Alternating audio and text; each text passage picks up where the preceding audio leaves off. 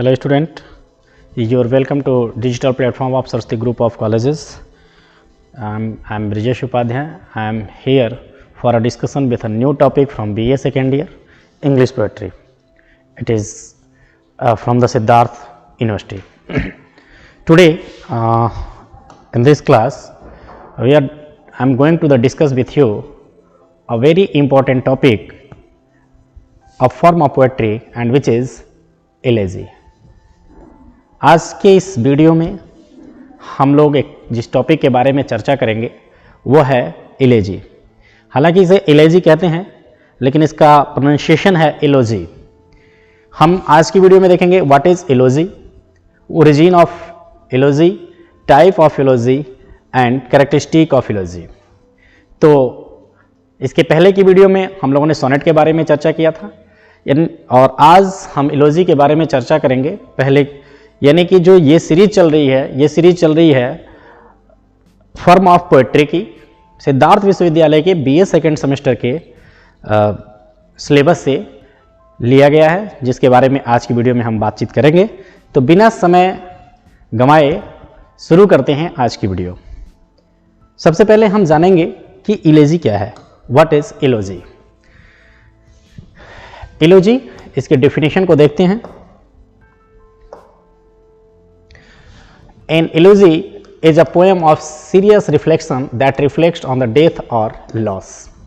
पहली लाइन एलोजी की डेफिनेशन की जो है वो कह रही है कि एलोजी क्या है, एक ऐसा पोएम जिसका रिफ्लेक्शन जो होता है बहुत ही सीरियस होता है और ये रिफ्लेक्ट क्या करता है, ये रिफ्लेक्ट करता है किसी की डेथ या किसी लॉस के बारे में।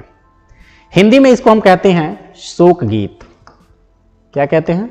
शोक गीत कहते हैं। और शोक किस चीज का किया जाता है, या तो कोई मर गया हो या फिर कोई हमारा बहुत बड़ा लॉस हुआ हो, तो उसे जिस तरीके से हम रिफ्लेक्ट करते हैं, जिसे हम व्यक्त करते हैं, अगर पोएट्रिक बैनर में हम उसे रिफ्लेक्ट करते हैं, वो इलोजी में आता है। देखते हैं आगे। Traditionally in illogical poem address themes of morning.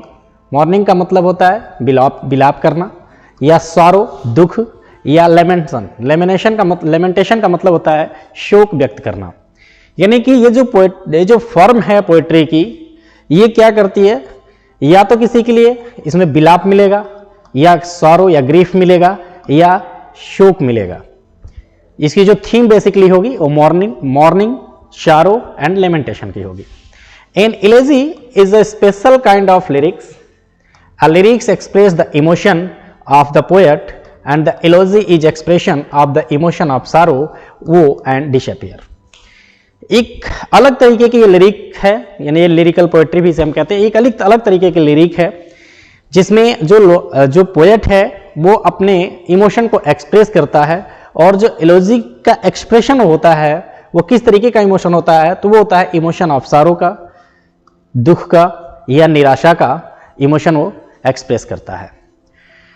Which express the gloomy thoughts of person who is no more. उसके बारे में, उसकी बातों को, उसके विचारों को कहता है, बताता है। इसमें एक विचार प्रकट होता है किसके लिए, जो पर्सन नहीं होता है, यानी जिसकी डेथ हो गई होती है। It is commonly written in praise of the deceased and has air to melancholiness around it. ये कॉमनली किसी लॉस या किसी डेथ किए गए व्यक्ति के बारे में या किसी लॉस के बारे में उसके प्रेज में लिखी जाती है, और इसके चारों तरफ जो है वह मेलांकोलीनेस यानी सारो या ग्रीफ जो होता है वो इसके थीम में ऑलरेडी इन्वॉल्व होता है। An elegy an expression of grief, जहाँ के हमने पहले ही बताया था पहले स्लाइड में, वहाँ यहाँ आ गया कि an elegy is an expression of grief. It is a song of mourning. ये बिलाप का गीत होता है जो दुख को व्यक्त करता है। It was originally the poem of poetry on the subject of sadness. इसका जो सब्जेक्ट मैटर होता है, यानी जो सब्जेक्ट इसमें पोएट उठाता है वो सैडनेस का होता है, specially the complaint about the love. जो उसका प्रिय होता है, कोई व्यक्ति हो या कोई वस्तु हो जिसे उसने लॉस कर दिया हो, या कोई व्यक्ति है जो डेथ कर गया है, उसके बारे में वो स्पेशली कंप्लेन प्रेज तो करता ही है, कंप्लेंट के मैनर में भी स्पेशली इसको प्रेजेंट करता है। But now the word normally refers to the poems written the subject of death and someone or great loss of any kind. लेकिन अभी के टाइम में ये जो इलोजी जो लिखी जा रही है वो डेथ के बारे में लिखी जा रही है, कोई महान बहुत बड़ी लॉस के बारे में या किसी भी तरीके की लॉस या डेथ के बारे में ही इलोजी को प्रेजेंट किया जा रहा है। आगे देखते हैं।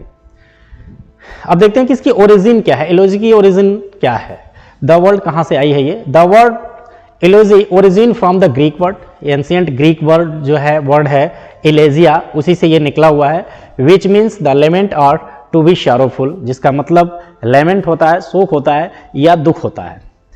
In a Greek and Roman literature, any poem which is written in elogic meter, meant irregular hexameter and pentameter lines was denote to the term elogy.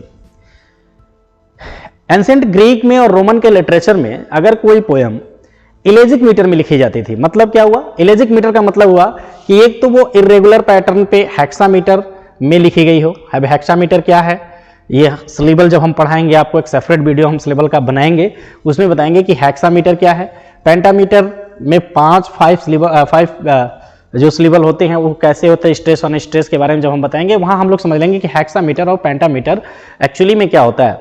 बस अभी आज की वीडियो में बस आप इतना समझिए कि जो इलोजिक मीटर होता है वो इरेगुलर पैटर्न पे लिखी गई हेक्सामीटर या पेंटामीटर की लाइन अगर आती है और उसे ही डिनोट किया जाता है इलोजिक टर्म में। आई होप कि क्लियर हो गया होगा। However, it was also referred as the subject matter of conversion and loss. या तो किसी चीज के कन्वर्जन के बारे में, इसका जो सब्जेक्ट मैटर होता है वो क्या होता है, या तो कन्वर्जन के बारे में होता है या फिर लॉस के बारे में होता है। Originally refer to any verse written in elegiac couplet. हम कह सकते हैं कि जो इलेजी होती है वो किस में लिखी जाती है, इलोजिक कपलेट में लिखी जाती है। आप यहां से ले सकते हैं कि रेगुलर मीटर में हेक्सा और पेंटामीटर, इरेगुलर पैटर्न पर हेक्सा और पेंटामीटर में जब पोएट्री लिखी जाती है वो इलोजिक मैनर होता है, उस मैनर में लिखी जाती है। And covering a wide range of subject matter, और जिसमें क्या करते हैं, इलोजिक कपलेट में तो होती है, इसके साथ साथ इसमें जो सब्जेक्ट कवर करते हैं वो सब्जेक्ट क्या होता है, डेथ, लव एंड वार। यानी हम कह सकते हैं कि इलोजी का जो सब्जेक्ट मैटर है बेसिकली वो क्या होता है, डेथ, लव या वार होता है। आई होप कि ये स्लाइड क्लियर हो गया होगा।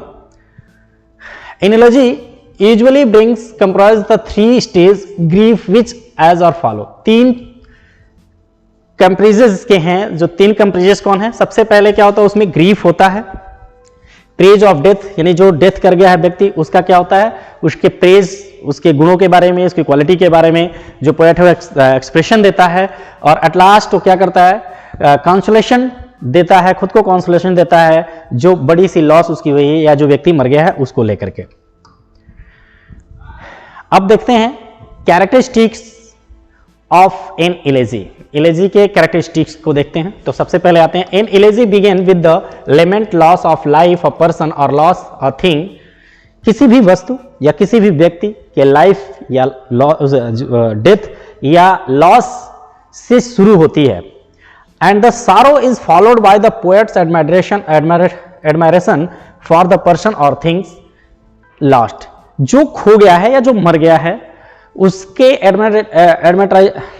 एडमायरेशन से ये शुरू होता है, यानी उसकी प्रशंसा से, उसके प्रेज से जो पोएट है वो अपनी इलेजी को शुरू करता है। And the second part of the construction generally the last person's qualities and remarkable performance or activities and endorse.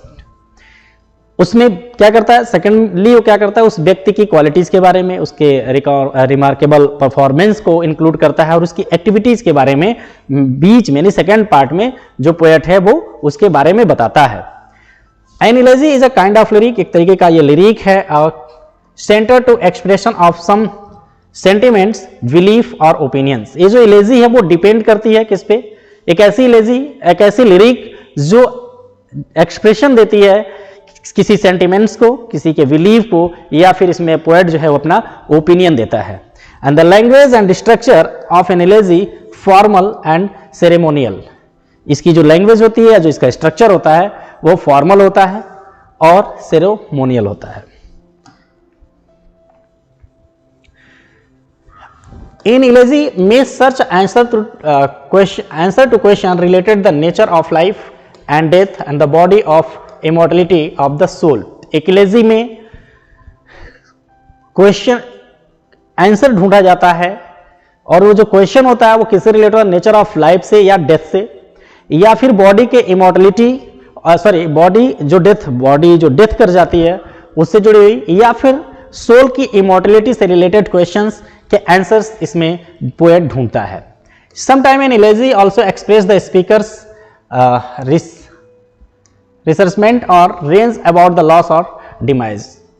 Poet अपने नुकसान को एक्सप्रेस करता है, स्पीकर जो होता है इसमें कभी कभी एलेजी में अपने हुए जो नुकसान जो हुआ होता है उसके बारे में अपने ओपिनियंस देता है, अपने ग्रीफ को एक्सप्रेस करता है। द पोएट और third stage the elegy about the consolidation of this element में बी मोर रिलीजियस। लास्ट वाला जो पार्ट होता है वो कंसोलेशन का पार्ट होता है इसमें, और उसमें ये थोड़ा सा ज्यादा रिलीजियस होता है, धार्मिक हो जाता है पोएट इसमें। And it is of the various type of such a personal, impersonal और पोस्टरल। तीन तरीके से इसको लिखा जाता है, किसको, एलेजी को। एलेजी जो लिखी जाती है तीन तरीके से, पर्सनल भी हो सकती है, इम्पर्सनल भी हो सकती है, और पोस्टरल भी हो सकती है।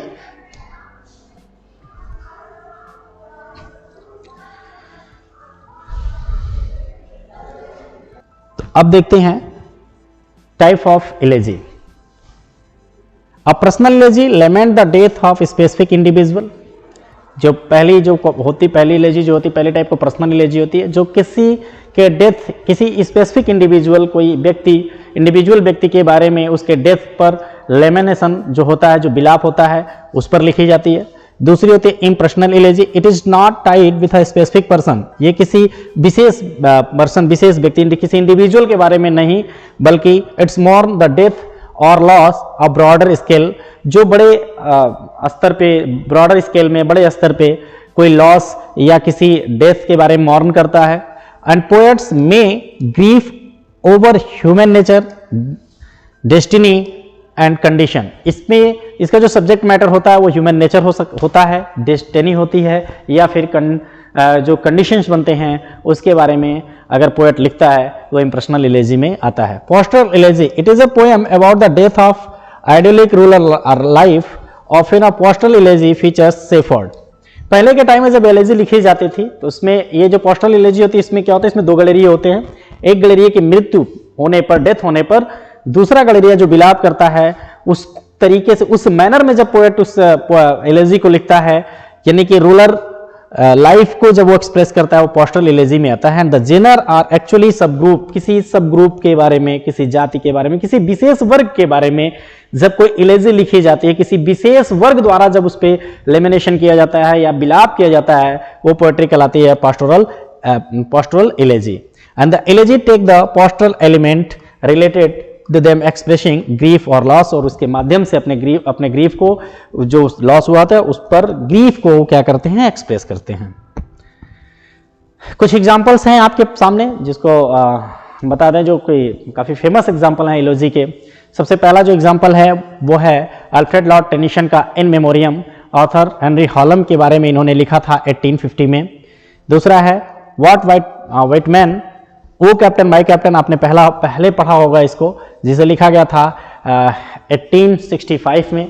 W.H. ऑर्डन ने in memory of W.B. Yeats के बारे में एक एलोजी लिखी हुई है 1939 में। P.B. शैली ने एडोनाइज लिखा हुआ है 1821 में, after the death of John केट्स।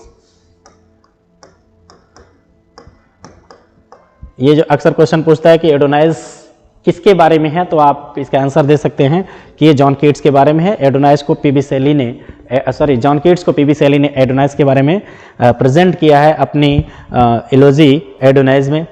John Milton का लिसिडस एडवर्ड सेकंड के बारे में दिया गया है, 1637 में लिखा था। तो ये कुछ एग्जाम्पल्स हैं एलेजी के।